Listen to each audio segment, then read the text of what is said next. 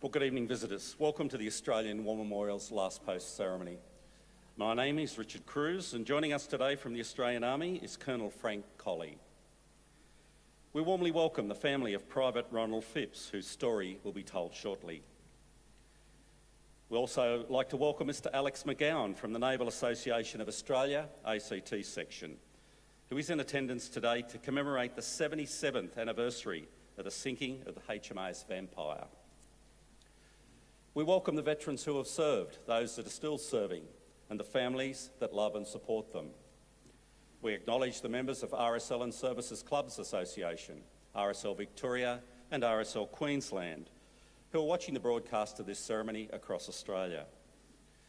During this evening's ceremony, wreaths will be laid at the base of the Pool of Reflection by family, visitors and students on behalf of the following schools.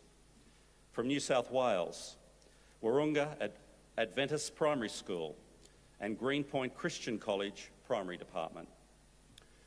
I invite you all to please stand and join in singing the National Anthem.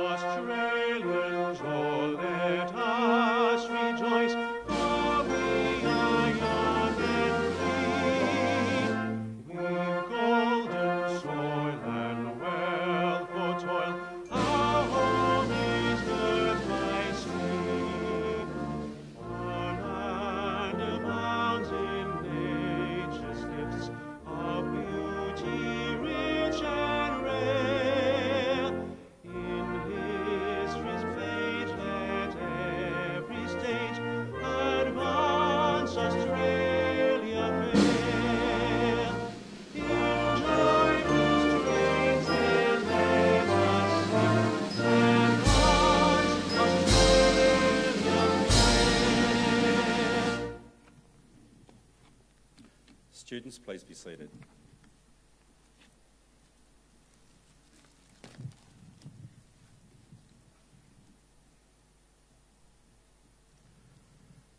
The Australian War Memorial was the vision of Charles Bean, Australia's first World War official historian.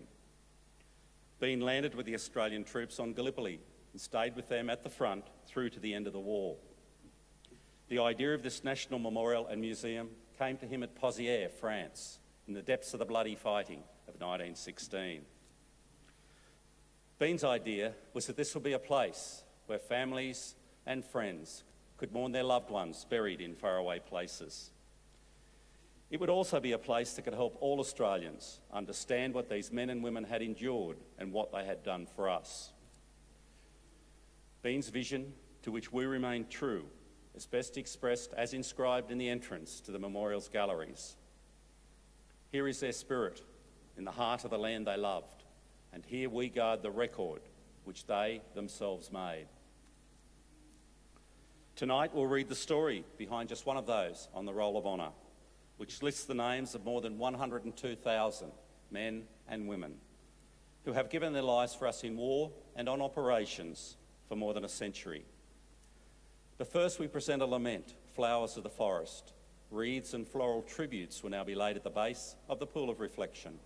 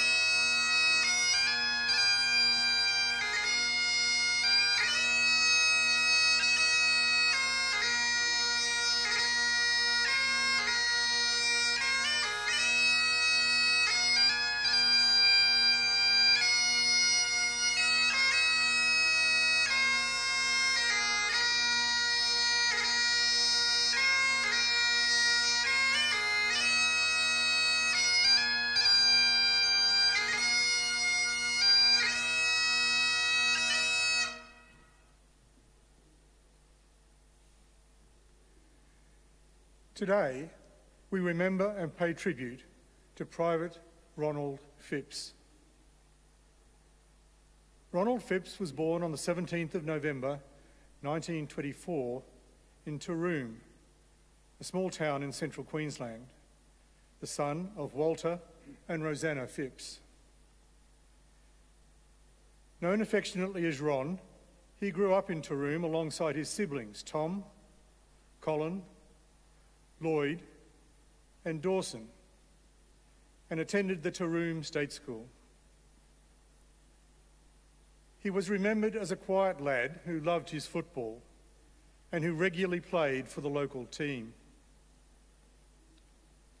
He assisted his father as part of a ring barking team for some time. But after Australia became involved in the Second World War, he was eager to enlist. Ronald's father tried to stop him from enlisting by buying him a Whippet car as a bribe.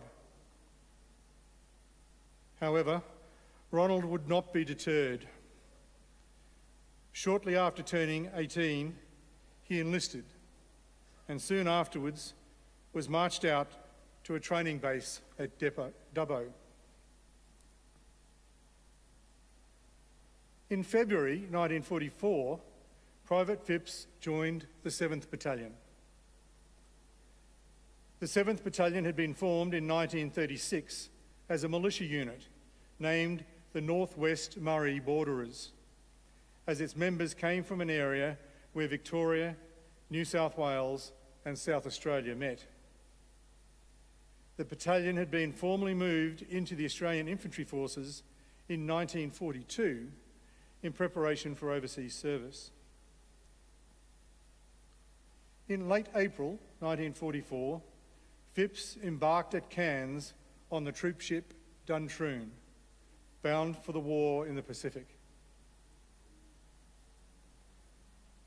The 23rd Brigade, of which the 7th Battalion was a part, had been attached to the 2nd Corps, tasked with launching a renewed offensive on Bougainville. First given the task of relieving garrisons on the outer islands, the 7th Battalion was primarily responsible for defending the airfield at Mono Island from possible Japanese attack. Some members of the battalion sought to enliven their existence by acting as crews on US Navy PT boats, carrying out raids on New Britain and New Ireland. The difficult conditions on the Pacific Islands took their toll on Phipps's health. In November, he was admitted to a field ambulance with an unknown malady and rejoined his unit in mid-December. He was again admitted in late February 1945, this time staying out of action until early April. Shortly after Phipps returned to his unit, the 7th Battalion was transferred to Torokina on Bougainville, where the Japanese garrison was holding out. In June, the 7th Battalion moved up the Numanuma Trail to Pearl Ridge in the central sector of the island and began aggressive patrols to dominate the Japanese in their area of operations. By the end of July, the men of B Company prepared to dislodge an enemy force situated on a V-shaped spur and armed with automatic weapons. With artillery and mortar support, Private Phipps and his company advanced and occupied forward enemy positions, meeting heavy machine gun fire during the assault and then encountering heavy opposition at extensive positions along the spur. B Company suffered 3 deaths: Private S.G. Lowe, Private D.W. McTaggart, and Private Ronald Phipps. Ronald Phipps was 20 years old.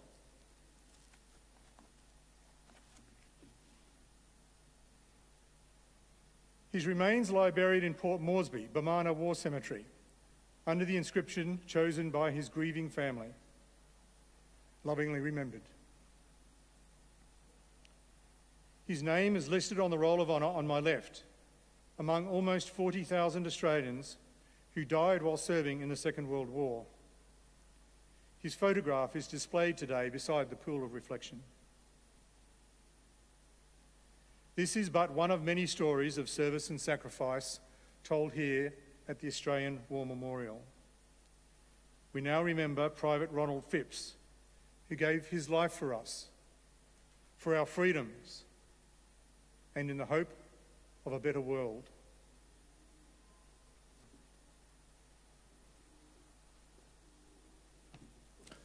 I invite you to please stand for the reading of the ode and the sounding of the last post.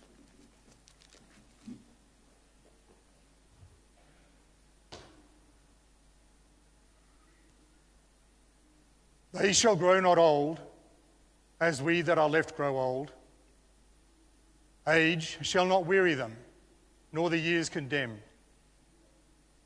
At the going down of the sun, and in the morning, we will remember them. We will remember them.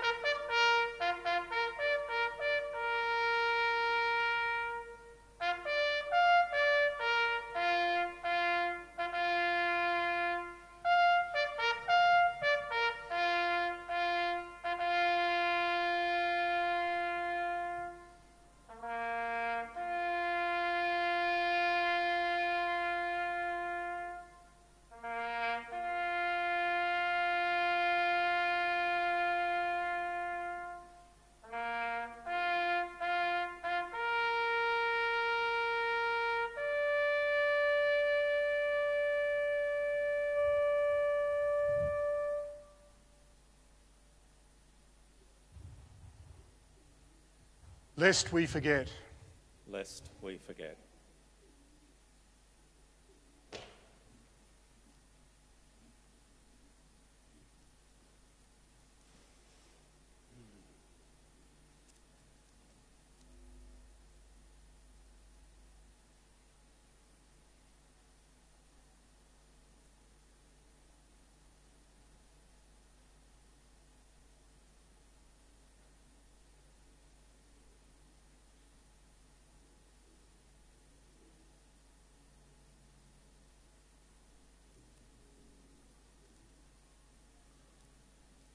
We leave you this evening with the words of the memorial's founder, Charles Bean.